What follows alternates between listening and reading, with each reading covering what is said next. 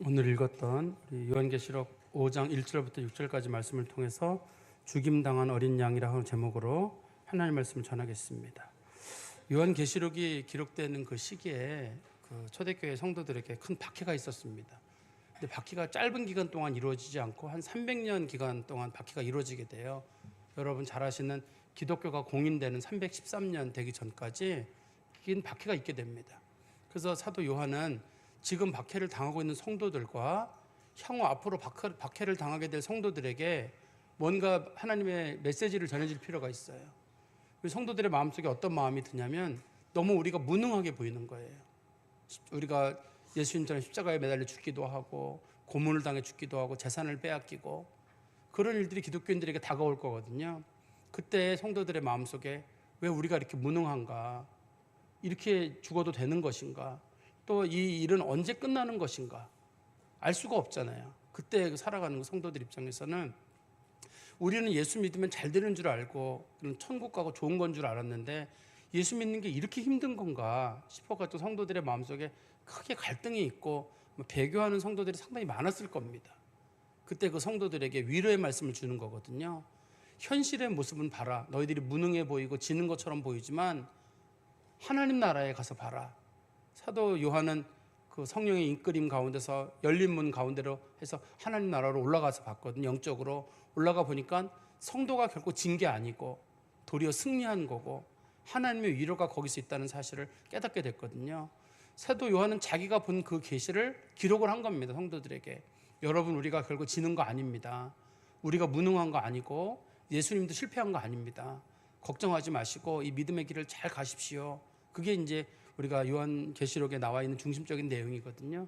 저희가 이제 봤던 지난 부분에 요한계시록 4장에서는 어떤 내용이 나왔냐면 사도 요한이 하나님 나라에 올라가 보니까 세상에서는 로마 황제가 제일 중요한 줄 알았어요. 가보니까 하나님이 진짜 황제고 로마 황제는 일개 인간에 불과해요. 아무것도 아니라는 걸 알게 됐고 그다음에 우리들의 고통을 하나님이 모르시는 줄 알았거든요. 근데 하나님이 다 알고 계시더라. 그것도 알게 되었고 그 다음에 그리스도인들을 박해하고 핍박하던 그 사람들 하나님이 그냥 놔두시는 줄 알았는데 그 사람들에 대한 공의로운 하나님의 심판이 그대로 있더라. 그것도 알게 됐습니다. 그리고 성도들이 지금 박해를 겪고 있지만 나중에 그리스도와 더불어서 영원토록 하나님 나라에서 왕노릇하게 될 것이라는 것, 다스리게 될 것이라는 사실도 봤습니다. 그러나 이해되지 않는 부분이 있었어요. 근데 왜 하나님은 이런 식으로 일을 처리하시는 걸까? 우리가 생각할 때는 그리스도인들은 예수 믿고 박해도 없고 승리하고 그런 삶을 살아야 되는데 왜 하나님은 이런 식으로 일을 하는지를 이해가 안 돼요. 그때 또 한 가지 하나님 보여주신 게 뭐냐면 하나님은 초월적인 분이시다. 하나님이 하시는 일은 우리가 쉽게 이해할 수가 없어요. 우리가 하나님의 존재도 이해할 수 없듯이 하나님이 하시는 일을 쉽게 이해할 수 없고 쉽게 설명할 수가 없어요. 그러니까 내가 하나님을 믿고 하나님께 잘 맡겨라. 내가 이해된다 그러면 하나님은 너보다 수준이 떨어지는 분 아니냐. 하나님은 너보다 생각이 깊으시고 지혜가 깊으신 분이셔서 내가 이해하지 못하는 방법으로도 하나님은 얼마든지 일하신다. 하나님은 전능하신 분이시고 지혜가 많으시고 신속하게 일하시는데 우리가 단지 그것을 깨닫지 못하기 때문이다. 그리고 초대교회 성도들이 이 많은 박해를 당하고 하나님 나라에 간 다음에 그들이 하나님으로부터 면류관을 받게 됐거든요. 수고했다는 면류관을 받게 됐을 때 그 성도들이 전부 다 그 면류관을 벗어가지고 예수님께 드리면서 이 면류관은 주님이 쓰셔야 합니다. 우리가 지금까지 살아온 것도 하나님의 은혜였고 천국에 온 것도 하나님의 은혜였는데 우리가 이 박해를 이기고 온 것도 하나님의 은혜인데 우리가 면류관을 쓰는 게 합당하지 않습니다. 주님께 면류관을 드리는 장면까지가 4장에 나와 있는 내용입니다. 근데 오늘 본문에 읽었던 우리가 5장의 말씀에서는 하늘에서의 어떤 일이 실상이 어떤 건지는 봤어요. 그렇지만 그들의 마음속의 고민은 뭐냐면 도대체 하나님의 깊으신 뜻이 뭘까? 하나님은 세상을 어떤 방법으로 운행을 하시고 우리 그리스도인들은 어떠한 마음으로 살아야 되는가? 그리고 그 어려운 고난의 시기가 언제 끝날 것인가? 그게 이제 고민거리예요. 좀 이해를 했으면 좋겠는데 하나님이 이 고난의 날을 얼마나 기간을 준다든지 그 기간을 알면 좋잖아요. 사람이 가장 힘든 것 중에 한 가지가 이 어려움이 언제 끝날지 모른다 할 때 그때 제일 힘들어요. 욥을 생각해 보세요. 욥이 자녀들이 10명이 있었는데 자녀들이 다 죽었어요. 재산도 잃었어요. 건강도 잃었습니다. 이게 만약에 짧은 시간에 있다 그러면 사람들이 이겨낼 수 있습니다. 뭐 일주일만 견뎌라. 한 달만 견뎌라. 그런데 이게 일주일이 아니라 한 달, 1년, 몇 년씩 지속되면 장사가 없습니다. 이겨낼 장사가. 만약에 가족 중에 누가 아프다. 내가 수발을 든다. 잠깐 한다 그러면 누구도 하죠. 잠깐 하면 누구나 할 수 있는 일입니다만 그게 길어지면 정말 장사가 없어요. 그런 걸 끝까지 할 수 있는 사람들이. 그리스도인들에게도 고민이 그런 거잖아요. 이게 언제 끝날지 모르는 일들이 계속적으로 반복되고 있을 때 이거 어떻게 되는 건가? 끝은.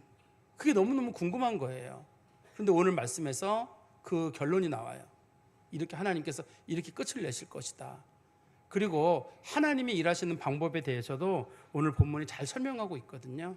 근데 오늘 본문에서는 이 두루마리가 사람이 쉽게 열 수 없다고 돼 있어요. 두루마리가 나오거든요. 본문에 보면 두루마리가 나오는데 사람이 쉽게 열 수 없고 그 두루마리는 사람이 알 수 없다고 했는데 그 두루마리에는 뭐가 들어있냐면 세계를 운행하시는 하나님의 법칙과 인생을 향한 하나님의 계획이 들어있어요. 근데 간혹 보면은 뭐 점쟁이들을 만나면 뭐 점쟁이들이 점을 쳐주잖아요. 무슨 일이 있을 거다. 어디로 가라. 다 거짓말이에요. 사람이 다른 사람의 인생이든 내 인생의 인생을 알 수가 없어요. 요즘 젊은이들이 그렇게 점을 많이 본대요. 20, 30대들이 타로점인가 뭐 그런 거 해가지고 재미삼아 본대요. 재미삼아 보는 사람이 그렇게 많다는데 그 사람들이 재미삼아 보지만 그거 영향을 받습니다. 거기서 나쁜 얘기 해주면 기분 나쁘고 좋은 얘기 해주면 기분 좋고. 근데 거기서 말하는 얘기들도 다 거짓말이에요. 또 철학자들이 인생은 이렇게 살아라 저렇게 살아라고 얘기해주는 수많은 얘기들 있잖아요. 다 거짓말이에요. 왜 그러냐면 하나님은 인생을 살아가는 그 원리와 우리 인생의 원리에 대해서는 비밀로 하나님이 해주셨거든요. 비밀을 알 수 있는 분은 성경에서는 오로지 예수님밖에 없다. 그렇게 설명을 하고 있습니다. 우리 성경 말씀 한번 볼까요? 5장 1절에 보시면 내가 봄에 보좌에 앉으신 이의 오른손에 두루마리가 있으니 안팎으로 썼고 7인으로 봉하였더라. 이 하나님의 오른손에 있는 두루마리가 인생의 계획과 하나님의 어떤 구원의 원칙 그게 들어있는 그 두루마리입니다. 옛날에는 두루마리가 공문서예요. 중요한 문서들을 이렇게 두루마리로 만들었거든요. 두루마리로 만들었는데 이 두루마리를 잘 보시면 글자를 안팎으로 썼다고 돼 있어요. 안에도 글씨가 있고 바깥에도 글씨가 있다. 그럼 우리가 어떻게 이해하면 되냐면 안에는 내용이 들어있고 두루마리 바깥 부분에는 몇 월 며칠 날 누가 썼다. 그게 들어있어요. 이거는 아주 중요한 공문서예요. 한쪽에만 글씨를 써 내용만 글씨를 써놓은 거는 개인 편지예요. 개인 편지는 안에 누가 쓴 다음에 안에다 편지 이름 쓰면 되거든요. 그렇지만 공문서는 중요하게 된 공문서는 반드시 안에다 글씨를 내용을 쓰고 바깥에다가는 몇 월 며칠 날 누가 썼다. 이게 이제 공문서가 붙어 있어야 되거든요. 그리고 다시 보시면 7인으로 봉하였다. 이렇게 돼 있잖아요. 당시 로마의 중요한 공문서에는 밀랍 있잖아요. 밀랍 그리고 꿀 채취하고 나고 남는 거 밀랍 있잖아요. 밀랍을 이렇게 7군데 찍어놓은 다음에 그 편지를 쓰는 사람의 도장이 주로 옛날에는 반지로 돼 있었는데 그걸 거기 7개를 찍어놔요. 그러면 아무도 못 열어요. 그 사람이 왕이면 왕이 누구누구 이거 읽어라라고 해놓으면 그 사람만 열 수 있고 다른 사람이 이걸 절대 열어보면 안 되도록 그런 식으로 이걸 해놓은 겁니다. 그 안에는 하나님의 중요한 섭리가 다 들어있는데 그래서 하나님께서 이렇게 7인으로 해놨다는 얘기는 철저하게 비밀로 해놨다는 얘기예요. 하나님이 사람을 구원하시는 방법이 사람도 이해할 수 없고 천사들도 이해할 수 없고 사탄도 알 수 없는 하나님만 알고 예수님만 아는 특별한 비밀의 방법으로. 그래서 초대교회 성도들의 마음속에 갈등이 생긴 거예요. 내가 생각하는 세상은 이렇게 흘러가야 되는데 아닌 거예요. 천사들도 모르게 해놨고 사탄도 모르게 해놨어요. 심지어 사탄도 예수님을 십자가에 못 박았을 때 사탄은 내가 승리했다 그렇게 생각했을 거예요. 그렇지만 죽은 지 3일 만에 하나님께서 예수님을 죽은 자 가운데 살리심으로 살아나서 부활의 첫 열매가 되시는 걸 보고 사탄은 자기가 패배했다는 걸 깨닫게 됐을 거예요.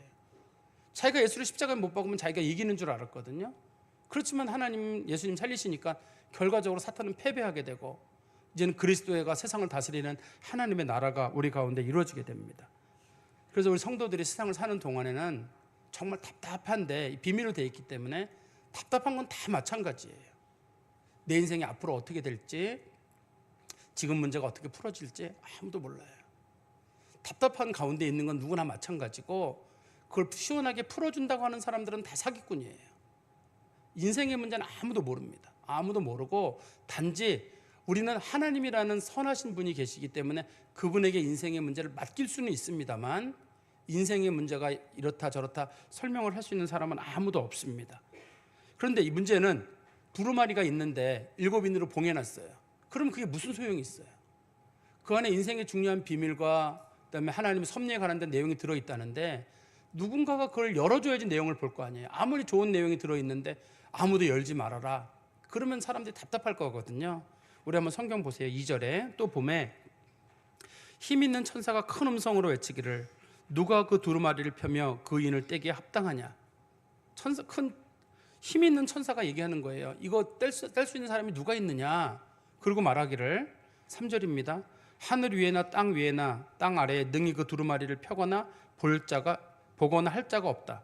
하늘 위에도 없고 땅에도 없고 천사도 없고 땅에 있는 존재도 안 되고 땅 아래에는 악령도 안 되고 그 두루마리를 펴거나 보거나 할 자가 아무도 없다는 거예요. 그래서 4절에 보시면 그 두루마리를 펴거나 보거나 하기 합당한 자가 보이지 아니하기로 내가 크게 울었더니 사도 요한이 크게 울었어요. 통곡을 했다는 뜻이거든요. 아니 하나님 아무리 좋은 얘기를 기록해 놓으셨다면 앞으로 우리 성도들은 이 박해의 날을 어떻게 살아라는 겁니까? 앞이 보이지 않잖아요. 너무 큰 박해가 있어 성도들이 많이 죽었거든요. 이때 재산을 몰수당하게 되고 고문을 당하게 되고 짐승의 먹이가 되는 일이 있었는데 사도 요한이 자기 성도들이 그렇게 죽어갈 것을 지금 보고 있는 거거든요.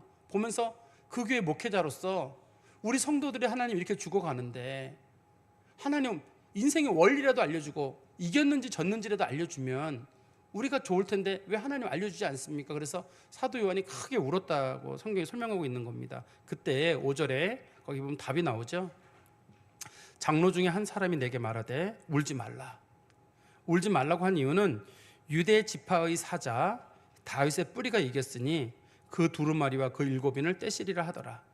유대 지파의 사자와 다윗의 뿌리는 예수님이거든요. 예수님께서 승리하셨다. 예수님께서 그 두루마리에 그 봉한 인을 예수님이 떼실 것이다.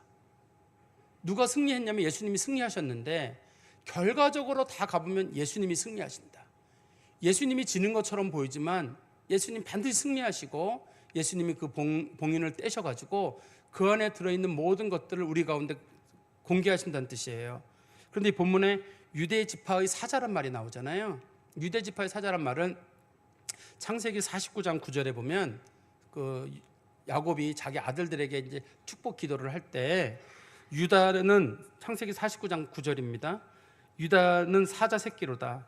내 아들아 너는 움킨 것을 찢고 올라갔도다. 그가 엎드리고 웅크림이 수사자 같고 암사자 같으니 누가 그를 범할 수 있으랴.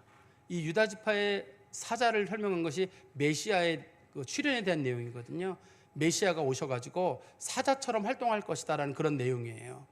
그래서 유대인들은 어떤 메시아가 올 걸 기대했냐면 말을 타고 무장을 하고 온 메시아가 와가지고 로마 사람들을 몰아내고 우리 그리스도인들을 구원할 거로 생각하고 있었어요. 근데 예수님께서 예루살렘에 들어올 때 많은 사람들이 실망했어요. 말을 타고 올 줄 알았는데 나귀를 타고 들어오는 거예요.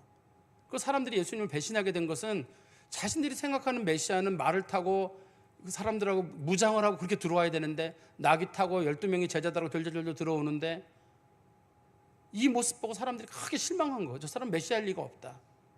메시아라면 저런 식으로 아닐 거라고 생각했거든요. 자신들이 생각하는 메시아는 사자의 모습이었거든요. 그리고 또 한 가지는 5절의 중간에 보시면 다윗의 뿌리가 이겼다. 다윗의 뿌리란 말은 이사야서 11장 1절하고 10절에 나오는 말입니다. 이사야서 11장 1절과 10절입니다. 이새의 줄기에서 한 싹이 나며 그 뿌리에서 한 가지가 결실할 것이요 그날에 이새의 뿌리에서 한 싹이 나서 만민의 기치로 설 것이요 열방이 그에게로 돌아오리니 그가 거한 곳이 영화로우리라. 이새의 뿌리라는 말은 이새라는 사람이 아주 가난한 사람이에요. 초라한 사람이거든요. 다윗의 아버지가 가난한 사람인데 그 사람의 집안에서도 아주 이름 없이, 이런 뜻은 예수님이 오실 때 아주 초라한 모습으로 오신다는 뜻이에요. 예수님이 오실 때 동정녀 마리아의 몸을 빌려 오셨는데 그때 예수님께서 목수의 아들로서 마구간에서 태어나셨을 때 아무도 쳐다보지 않았어요. 그런 아주 천한 모습으로 오셨기 때문에 사람들은 생각해 예수님이 사자로 올 줄 알았는데 뜻밖의 예수님께서 그 다윗의 뿌리로 오셔가지고 초라한 모습으로 예수님이 오셨는데, 하나님의 아들의 승리의 모습은 그 위대한 모습이나 무장한 모습이 아니라 아주 초라한 모습으로 오신 그분이 세상을 이기시는 도리어 능력을 그 안에 가지고 계신 거예요. 초라한 모습으로 온 예수님이 승리하리라고는 누구도 생각하지 못했거든요. 그렇지만 초라한 모습으로 오신 그 예수님이 승리하셨고 그 예수님이 구원을 이루셨어요. 사람들은 간혹 생각하기를 세상을 움직이는 힘은 권력이다. 나폴레옹이든 알렉산더든 혹은 뭐 징기스칸이든 그런 사람들이 세상을 이길 것 같잖아요. 그 사람들 누가 기억해 이제요? 다 죽어 없어졌는데. 한때는 그 사람들이 사람들을 죽이고 나라를 차지했는지 모르지만, 그 사람들을 영웅이라 불렀는지 모르지만 그 사람들의 흔적이 뭐가 남아있어요? 흔적이 남아있으면 뭐래요? 다 사라진 사람들인데, 뼈가루로 사라지고 흔적이고 지금 지옥에 가버린 사람들인데 그 사람들의 승리가 무슨 의미가 있어요? 지금 승리하고 남아 계신 건 예수님 하나밖에 없잖아요. 초라한 모습으로 오셔서 질 것처럼 보이고 사람들이 흠모할 만한 어떠한 모습도 없었는데 나중에 보니까 그분이 승리하신 거잖아요. 그리고 이제 6절에 보시면 그 두루마리 들어있는 내용이 6절에 언급이 되어 있습니다. 보시면 6절입니다. 내가 또 보니 보좌와 내 생물과 장로들 사이에 한 어린 양이 서 있었다. 분명히 자기가 생각할 때는 사자가 서 있어야 돼요. 그 야곱의 집에서 유대 지파의 사자가 나온다 그랬는데 자기가 사자가 있을 줄 알았는데 어린 양이 하나 있는 거예요. 우리가 생각하는 예수님을 우리 6월절 어린 양이라 그러지만 우리가 생각하는 양은 조금 좀 깨끗하고 통통한 그런 양을 떠올리잖아요. 근데 여기서 말하는 양은 새끼 양이에요. 어린 양이라 말은 새끼 양이라는 뜻이잖아요. 태어나지 얼마 안 된 양. 영어를 하시는 분들은 조금 들으셨을지 모르겠는데 양을 부를 때 우리가 큰 양, 일반적으로 사람들이 키우는 양은 쉽이라고 불러요. 쉽이라고 불러서 좀 큰 양이라고 부르고, 태어난 지 얼마 안 된 양을 램이라고 부릅니다. 새끼 양이라고 불러요. 그리스어로는 이제 아르니온이라고 부르거든요. 태어난 지 얼마 안 되는 양이에요. 혼자 서기도 어렵고 비틀비틀 거리는 그런 양을 어린 양이라고 부릅니다. 근데 그 어린 양이 거기 하나 서 있는 거예요. 그러니까 이 사람이 생각할 때 아니 저 어린 양이 무슨 구원의 역사를 이루겠어요. 그런데 저 약한 모습이고 초라해 보이는 저 모습인데 하나님의 구원의 역사는 희생과 사랑과 온유함에 들어있다는 걸 보여주는 거예요. 세상 사람들이 생각하는 거는 권력과 힘과 능력으로 어떤 일이 이루어지는 줄 알았는데 하나님의 구원의 역사는 희생과 용서와 사랑이에요. 다자짐이에요. 예수님이 그렇게 초라한 모습이잖아요. 한번 생각해 보세요. 태어난 지 얼마 안 되는 어린 양이 서가지고 있는데 그 어린 양이 인류를 구원한다? 누가 구원한다고 보겠어요? 자기 혼자 서 있지도 못하고 비틀비틀 거리고 있는데, 근데 하나님은 그걸 통해서 뭘 보여주려면 세상 죄를 지고 가는 하나님의 어린 양, 거기다가 세상 죄를 지고까지 같이 가고 있는데 그 양이 세상을 구원하는 능력이 되는 거거든요. 하나님이 세상을 구원하시는 방식이 그 안에 들어있어요. 하나님이 세상을 구원하시는 방법은 희생적인 사랑과 온유함이에요. 예수의 능력도 어디에 있냐면 사랑에 있어요. 예수님의 능력은 무슨 칼을 들고 사람들을 찌르거나 누구를 보복하거나 무슨 강한 능력으로 어떻게 하거나 이런 게 아니라 예수님의 능력은 사랑에 들어있어요. 기독교의 능력도 사랑에 들어있어요. 우리 그리스도인들 때로는 보면은 누가 나한테 해코지를 한다? 가만두지 않죠. 누가 나를 놀린다? 내가 100배로 갚아주고 싶죠. 누가 우리 집 애를 괴롭혔다? 내가 화를 내고 막 혼내주고 싶죠. 누가 나를 비난한다? 내가 10곱절, 100곱절 해주고 싶죠. 그리스도인은 그렇게 하는 거 아니에요. 지금 초대교회 성도들이 박해를 당하고 할 때 그들의 마음속에 분노가 뭐가 있다면 우리를 저 사람들이 죽였는데 내 자식이 죽었고 내 남편이 죽고 내 아내가 죽어가는데 이 마음속에 있는 이 분노를 어떻게 해야 되는가 할 때 하나님께서는 예수님이 하신 것처럼 너희도 해라. 어린 양이신 예수님께서 희생적인 사랑으로 온유하심으로 도리어 그들을 위해서 기도하고 그들을 용서하고 사랑으로 품었던 것처럼 아버지여 저들의 죄를 저들에게 돌리지 마십시오. 예수님도 그렇게 기도했고 스데반도 그렇게 기도했거든요. 죽으면서 저들에게 돌리지 마라. 세상을 바꾸는 건 사랑이에요. 이 사랑을 하면 사람들은 무능하다고 볼 거거든요. 누가 나를 찔렀는데 내가 가만히 있는 거예요. 자기가 이겼다고 생각할지 모르겠어요. 누가 나를 욕했는데 그냥 참는 거예요. 저 바보 멍충이. 누가 나를 놀리는데 그냥 웃는 거예요. 그럼 사람들이 저 정신머리 없고 저거는 얕잡아도 되겠구나. 그래, 누가 이기는 건가요? 욕한 사람이 이기는 건가요? 듣고 웃고 있는 사람이 이기는 건가요? 찌르는 사람이 이기는 건가요? 참고 가만히 있는 사람이 이기는 건가요? 세상의 원칙에서는 욕하는 사람이 이기고 권력을 가진 사람이 이기고 찌르는 사람이 이기는지 모르겠는데 하나님 나라는 그렇지 않아요. 바보 같은 사람, 말 없는 사람, 조용한 사람, 그리스도의 이름으로 희생하고 사랑하고 참는 그 사람이 이기거든요. 그래서 성경에서는 예수 그리스도께서 보여주신 두루마리 안에 나타나는 하나님의 구원의 원리는 이 희생과 사랑과 온유함과 낮아짐의 모습입니다. 그리고 다시 우리 6절의 말씀에 가보시면 내가 또 보니 보좌와 하나님의 보좌가 있고 그리고 좀 사이를 두고 네 생물과, 네 생물은 그룹이나 스랍이에요. 천군 천사들입니다. 그리고 장로들 사이에, 그러니까 하나님의 보좌가 있고 그 다음에 천군 천사가 있고 24장로들인데 그 사이에 누가 있냐면 어린 양이 하나 서 있는 거예요. 어린 양의 위치가 중요해요. 여기 보면은 그 사이에라는 표현이 하나님과 인간 사이에 누가 있는 거냐면 예수님이 계신 거예요. 중보자란 뜻이에요. 우리의 중보자 되시는 예수님이 우리와 하나님 사이에 서 있는 겁니다. 우리가 마음속으로 누구를 원망하는 거예요. 하나님, 저 사람이 우리한테 잘못된 일을 했는데 하나님 저 사람 좀 버려주십시오. 저 사람 정말 나쁜 사람입니다. 우리가 그런 기도를 하거든요. 하나님 공의 하나님이시니까 우린 그걸 바라요. 그런데 도려놓고 보면 나도 하나님 앞에 잘한 게 없어요. 예수 믿고 천국에는 가는데 나도 하나님 앞에 잘한 게 없어요. 어떤 분들은 설교하기를 여러분 하나님 앞에 갈 때 부끄러움 없이 가시기 바랍니다. 그런데 부끄러움 없는 사람이 어디 있어요? 다 부끄럽지. 우리가 다 부끄럽게 해서 우리 얼굴 들고 갈 사람 하나 없습니다. 근데 우리의 중보자 되시는 예수님께서 하나님께 기도하는 거예요. 하나님, 제가 저 사람을 위해서 죽었습니다. 내가 저 사람을 희생했고 내가 저 사람을 위해서 내가 내 피와 내가 그 다음에 물을 다 쏟았습니다. 하나님, 저 사람은 내 백성이니 하나님 용서하십시오. 그리스도의 이 대속의 그 기도로, 예수님의 대속의 은혜로 우리가 구원을 얻는 거거든요.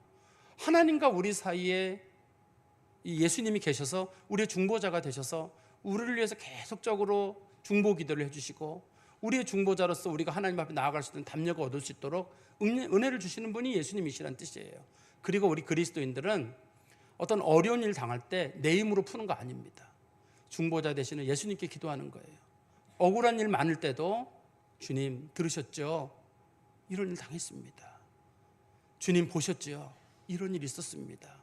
예수님한테 얘기하는 거지, 그 중보자 되시는 예수님을 통해서 하나님께 기도가 들어가고 문제가 풀어져야지, 우리가 권력을 휘두르고 우리가 싸움을 하고 우리가 폭력을 휘두르고, 그 그리스도인들에게 좋은 모습이 아닙니다. 그리고 성경 말씀에 가보시면 다시 6절입니다. 내가 또 보니 보좌와 네 생물과 장로들 사이에 한 어린 양이 서 있는데 일찍이 죽임을 당한 것 같더라. 일찍이 죽음을 당했다는 말의 뜻은 언젠가 죽은 적이 있다 이런 뜻이잖아요. 근데 원래 성경에는 일찍이라는 말이 없어요. 없고 죽은 적이 있는 것 같은 양이란 뜻이에요. 양이 하나가 서 있는데 그 양을 보니까 저 양 죽었었나 보네. 옛날에는 양을 잡을 때 주로 이제 목을 잘랐거든요. 목을 보니까 아마 저 양의 목이 베었던 흔적이 있는 거예요. 저 양이 죽었었구나. 그런데 지금은 살아있다는 뜻이잖아요. 한때는 죽었었는데 지금은 살아있다는 뜻이거든요. 그러니까 예수님께서 죽었다가 살아나신 거예요. 분명히 사람들은 예수님이 죽음을 통해서 끝났다고 생각했는데 예수는 살아나셨잖아요. 그리스도인들이 죽으면 그게 끝인 줄 알았는데 그 죽음 뒤에 부활이 있어요. 예수가 부활의 첫 열매가 되셨고 그리스도를 믿는 그 사람들이 예수님과 함께 부활의 은혜에 참여하게 되는 거거든요. 그래서 그리스도인들은 예수 믿다가 죽는 게 지는 게 아니에요. 부활이 분명히 있어요. 부활의 날에 하나님께서 은혜로 채워주신 날이 또 있고, 그래서 결코 그리스도인들은 지는 일은 없습니다. 그리고 우리 6절 끝부분에 보시면 그에게 7 뿔과 7 눈이 있으니 이 눈들은 온 땅에 보내심을 받은 하나님의 7 영이더라. 요한계시록에는 숫자가 여러 가지가 나옵니다. 3이라는 숫자도 나오고 4라는 숫자도 나오고 그다음에 7이라는 숫자가 나오고, 요 숫자가 전부 다예요. 666이라고 하는 숫자도 7에서 1씩 빼는 것뿐이지 다 7이랑 관련이 있습니다. 근데 요한계시록에서 7이라는 숫자가 나오면 무조건 완전하다는 뜻이에요. 그런데 어린 양에게 뿔이 7개가 있대요. 이거 어린 양을 설명하는 거 아니잖아요. 어떻게 뿔이 7개가 있을 수가 있어요. 어린 양에게 눈이 7개래요. 눈이 7개가 있으면 이게 어린 양의 모습이 아니잖아요. 이거는 어린 양의 성품을 설명하려고 하는 거거든요. 어린 양이 뿔이 7개란 말은 하늘과 땅에 있는 모든 권세를 다 가졌다는 뜻이에요. 그가 십자가에 달려 돌아가셨을 때 하나님께서 하늘과 땅에 있는 모든 권세를 그 어린 양에게 주신 거예요. 그래서 어린 양이 모든 권세를 가지고 있고 눈이 7개라고 말하고 있는 것은 세상을 다 살펴보고 있다는 뜻이에요. 어떤 것도 그리스도의 눈에 숨길 수가 없고 그리스도께서 다 보시고 그리스도께서 통치하신다는 걸 설명하고 있는 겁니다. 제가 좀 말씀에 좀 결론을 맺으면 우리 그리스도인들이 기억해야 될 부분이 있어요. 우리가 어떤 걸 기억해야 되냐면 세상의 모든 걸 푸시는 열쇠는 누구냐면 예수님이 모든 걸 푸는 열쇠예요. 모든 걸 푸는 열쇠는 예수님입니다. 예수님께서 가신 길, 그게 승리의 길이고 예수님을 따라가는 것이 우리 그리스도인들이 해야 될 것들입니다. 첫 번째, 예수님께서는 중보자로 서 계셨어요. 중보자로 서 계셔서 우리의 어떤 죄된 모습들 하나님께 중보 기도를 해주시고 또 우리들의 삶의 문제들을 예수님께 아뢰면 돼요. 죄인이었고 부족한 사람들이라도 예수님의 이름 의지하고 나가면 예수님께서 우리 죄를 용납하시고 우리가 하나님 앞에 설 수 있도록 은혜를 베풀어 주세요. 또 이거랑 관련돼서 중보자 되신 예수님 앞에 우리 그리스도인들은 내가 화내지 말고 내가 분노하지 않고 다 주님 앞에 아뢰는 거예요. 이런 일 당했다, 억울한 일이 있었다, 힘든 일이 있었다, 주님 앞에 풀어가는 겁니다. 그리고 예수님께서는 두 번째, 마침내 십자가에서 승리하셨어요. 이게 결론이거든요. 예수님 지신 분이 아니라 예수님 승리하셨다는 거. 지금 사도 요한이 궁금했던 게 뭐냐면 끝이 어떻게 됩니까? 할 때 성경에서는 예수님 죽으신 것 같지만 살아나지 않았느냐. 너희들도 지금 죽는 것처럼 보이지만 너희들도 마침내 살아난다. 그러니 최후 승리는 예수님 믿는 사람들이고 너희들이 결코 지는 거 아니니까 절대 낙심하지 말아라, 이렇게 얘기를 하셨습니다. 그런데 우리가 아까 이 본문 중에서 우리가 살펴본 내용이 하나 있잖아요. 예수님의 모습이 어린 양의 모습으로 비춰지고 있는데 그리스도인들은 그러면 어떻게 앞으로 이 세상을 살아갈 것인가? 그리스도인들은 예수님이 보여주신 그 어린 양의 모습을 보고 닮아가는 거예요. 지금 우리 사회는 기독교가 거칠어졌어요. 기독교가 힘이 있으면 무력 시위를 하고 싶어요. 여러분도 한번 생각해 보세요. 기독교라고 하는 큰 틀에서 하나 볼 수도 있고 개인도 볼 수가 있는데 기독교가 상당한 힘이 있다. 우리 한번 힘을 보여줍시다. 우리 기독교가 살아있다는 걸 한번 보여줍시다. 이럴 수도 있고 또 한 가지는 우리 개인적인 문제로 돌아갔을 때 누가 나한테 함부로 대한다? 난 가만 안 있어. 난 누가 나한테 욕한다? 난 100배로 해줄 거야. 누가 나한테 피해줬다? 난 그대로 갚을 거야. 우리 그리스도인들은 예수님, 어린 양이신 예수님의 모습보다는 그냥 내 성격 그대로 가져가는 거예요. 그게 초대교회 성도들은 이 예수님의 모습을 닮아서 사람들이 찌르면 맞고 때리면 맞고 침 뱉으면 맞고 돌 던지면 맞고 그리고 갔단 말이에요.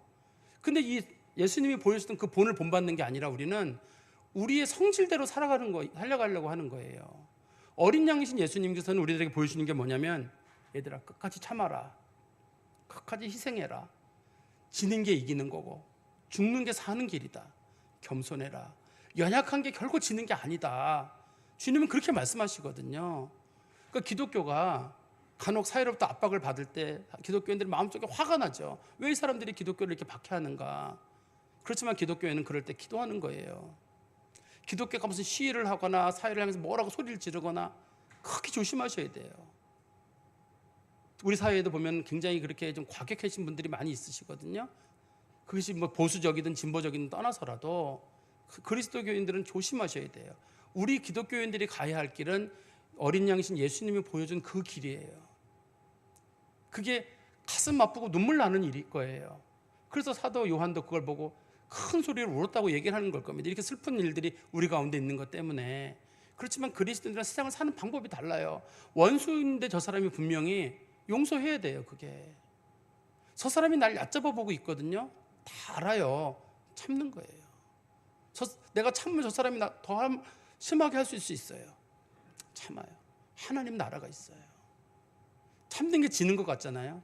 결과적으로는 그게 이기는 거예요. 소리 지르고 때리고 폭력을 가하고 그게 이기는 것처럼 보이죠? 그거 다 하나님 나라에서 정죄받을 일이고 공의의 심판 받을 일들입니다. 우리 그리스도인들은 세상을 이기는 방법은 그런 방법을 이기는 거예요. 예수님도 그렇게 이겼잖아요.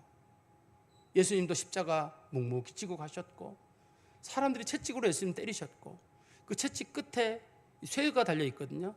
때려서 그 뼛속에 뼈와 살을 긁을 정도로 그렇게 아프신데도 다 참으시고 사람들이 침 뱉고 돌 던지고 창으로 찌르고 온갖 모욕을 다 해서 참으시고 그 십자가의 길을 가셨던 것처럼 우리 그리스도인도 그렇게 가는 거예요.